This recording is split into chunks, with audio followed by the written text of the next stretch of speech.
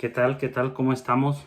Hoy miércoles, mitad de semana, comienzo de esta cuarentena y estamos transmitiendo desde casa esta vez. Fíjense que les quería compartir en este contexto de la pandemia que estamos viviendo, en este contexto de la contingencia, les quería compartir ciertas cosas que pudieran ser interesantes respecto a, y en específico respecto a la situación jurídica o el marco legal que en ciertas situaciones o circunstancias va a implicar todo esto que estamos viviendo y que es importante que lo conozcan porque va a ser parte de circunstancias respecto a la ley que todos los ciudadanos vamos a tener en un momento que cumplir o en su caso exigir. Platicaba yo en anterior video, antier, el lunes, si no me equivoco, ese contexto de dónde está en nuestra Constitución protegido el derecho a la salud y que este orden de gobierno es el competente para atender este tipo de contingencias.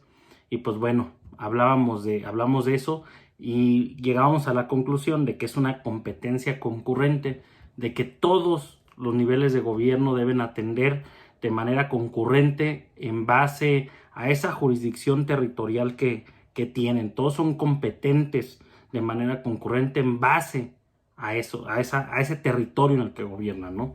Y hablábamos de algunas acciones que pudieran hacer los gobiernos estatales y municipales, más allá de lo que está haciendo el federal para estas situaciones. Pero hoy va más enfocado a lo que puede pasar con el ciudadano común. Y me surgió esta inquietud de platicárselas porque entrando ya en esta fase 2 que estamos viviendo, ya se, ya se hizo un poquito más duro esa situación de cerrar comercios, esa situación de limitar ya el libre derecho de las personas de transitar en ciertos lugares, de utilizar espacios públicos y de aglomeración, ¿no? De juntarse. Y es importante reconocer esto porque he escuchado algunos comentarios donde dicen, y los entiendo, ¿no? Porque como se ha visto, la mayoría de los mexicanos vivimos al día, la mayoría de los mexicanos que son comerciantes necesitan sacar sus productos para poder subsistir, más allá cuando sus productos incluso tienen fecha de caducidad, son perecederos, no pueden ellos limitarse. Y he escuchado comentarios de unos y otros de decir que si les cierran, si no los dejan trabajar, van a demandar, se van a amparar y demás. Incluso me han preguntado algunas personas que en este caso, ¿qué pasa? Aquí es importante una situación. El amparo, como la mayoría lo saben, es para defender derechos fundamentales, derechos humanos reconocidos en los tratados internacionales y en nuestra Constitución. Pero también hay una jerarquización o preponderancia de derechos. ¿Qué quiere decir esto? Que efectivamente el quehacer comercial, el dedicarse a tu profesión y al comercio es un derecho protegido por la Constitución, pero también es la salud, en general, la sanidad pública. Entonces, lamentablemente, en un caso extremo, siempre va a prevalecer el derecho a la salud particular y a la salud pública sobre el derecho que se tenga de ejercer el comercio o dedicarse a una profesión.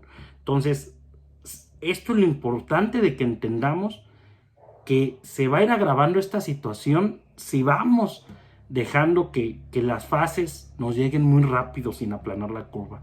No vamos a poder evitar ciertas situaciones de la autoridad en que nos van a restringir cada vez más, como medida preventiva y de contingencia, cada vez más nuestras actividades. Y eso lo debemos entender, porque si no cooperamos, si no acatamos las medidas, los únicos perjudicados vamos a ser todos, ¿no? Incluso en la Constitución hay un artículo muy poderoso, el artículo 29, que se le llama comúnmente el artículo que habla del estado de excepción, que dice que en situaciones graves que pueda pasar el país, que afecten la seguridad nacional y la paz pública, como puede ser una guerra, como puede ser una situación de seguridad interior o como puede ser una pandemia, el presidente de la República, con aprobación del Congreso de la Unión, incluso si el Congreso de la Unión no está en funciones, con la comisión permanente que esté, puede declarar ese estado de excepción para restringir ciertos derechos y garantías de los ciudadanos. ¿A qué voy con esto?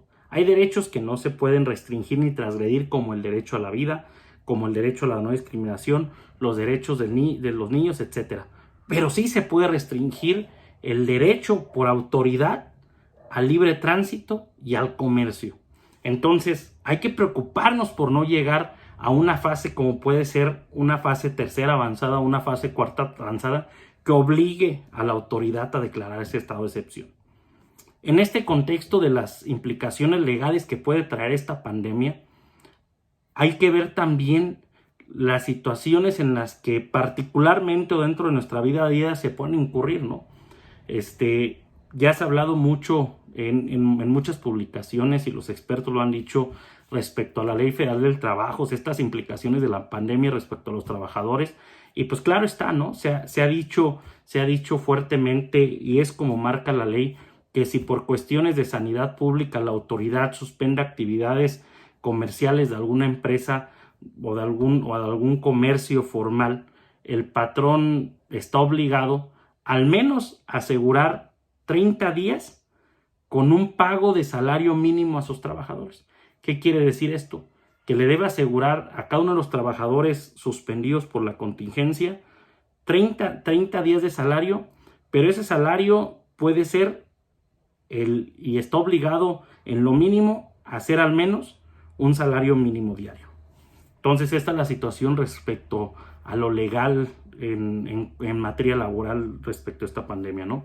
También hay una situación que muchos desconocemos que tiene que ver con las implicaciones civiles y penales. Les quiero platicar que entre lo penal, está regulado en nuestro Código Penal del Estado, en el artículo 168, si no mal recuerdo, el contagio de enfermedades infecciosas y graves o mortales, ¿no?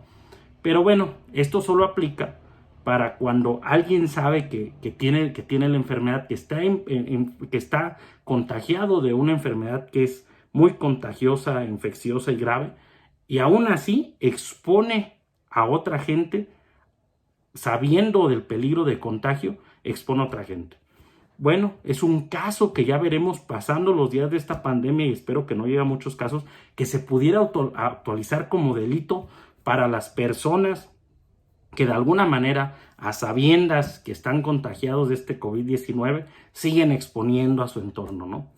En materia civil, pues tal vez lo que más nos llama la atención y lo que puede ser más preocupante, sin embargo, pues a lo mejor ahí no hay mucha materia de fondo, es en base, por ejemplo, a los arrendamientos, a las rentas, y por estudiada que le di al Código Civil y buscando algo que pudiera actualizarse respecto a este contexto, pues solo encontré el artículo 1929, si no me recuerdo, que dice que el arrendatario, quien renta una casa, propiedad, en situaciones de fuerza mayor o fortuitas, y que no le permitan estar en el pleno uso de esa propiedad, puede excusarse para pagar esa renta, ¿no? Los meses que no la puede usar.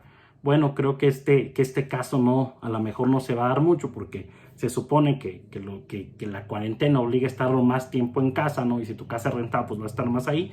Pudiera actualizarse para algunas personas que a lo mejor su vida laboral la tienen en otra ciudad, rentan un bien en aquella ciudad y por esta situación de la cuarentena tuvieron que regresar a su ciudad original y pues no pueden hacer uso, goce y disfrute del bien rentado, ¿no? Y a lo mejor ahí pudiera actualizarse esa situación civil, llegándose el tiempo en cuando esta contingencia pase y hubiera esas ciertas controversias. ¿A qué voy con esto? Que debemos estar muy atentos no solo a lo que está pasando en la situación de salud en general, sino en las implicaciones legales que esto nos puede traer, en las facultades que tendrá la autoridad para ejercer precisamente, valga la redundancia, su autoridad para prevenir todas esas cosas, y en las situaciones legales en que pudiéramos caer nosotros, ¿no?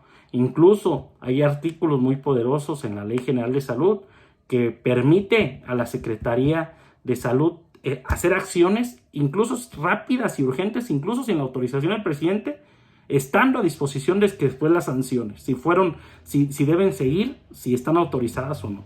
Entonces, pues es un tema que nos lleva a muchas cosas y por el que debemos estar bien atentos. Muchas gracias y buenas noches.